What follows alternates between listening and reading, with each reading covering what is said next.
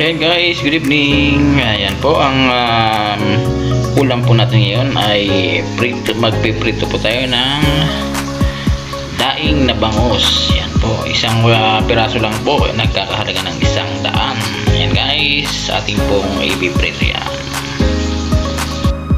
Ayan guys, ang ating ginamit na mantika ay yung pinagprituhan natin ng ulam kahapon.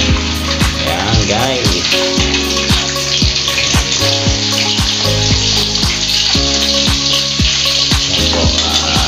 Medium size lang po siya, 100 pesos.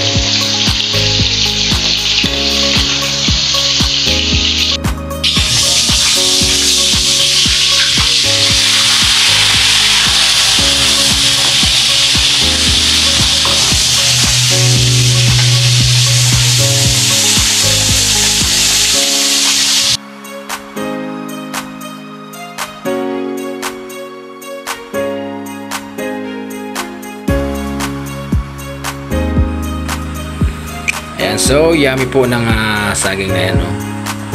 Ayan, nabili po natin ng 1 kilo sa halagang 65. Ayan po, 88 po yung dalawang piling na yan, 88. Ayan po, sarap ng ginisang toge na may carrots. Sarap, lasa pa yun, no? Bangus naman na daing yan, no? Sarap. 100 po ang isang piraso niyan. Siyempre, only rice tayo. At may sausawan tayo na suka with sili at bawang.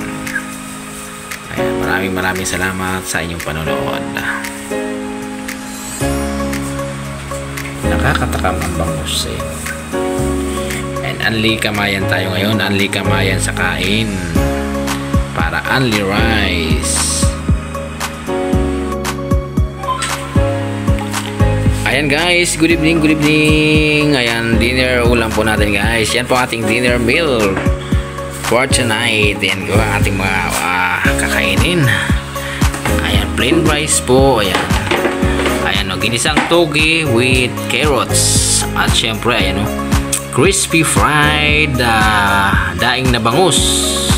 Ayan o, with calamansi. At syempre may gatas tayo. Ayan o.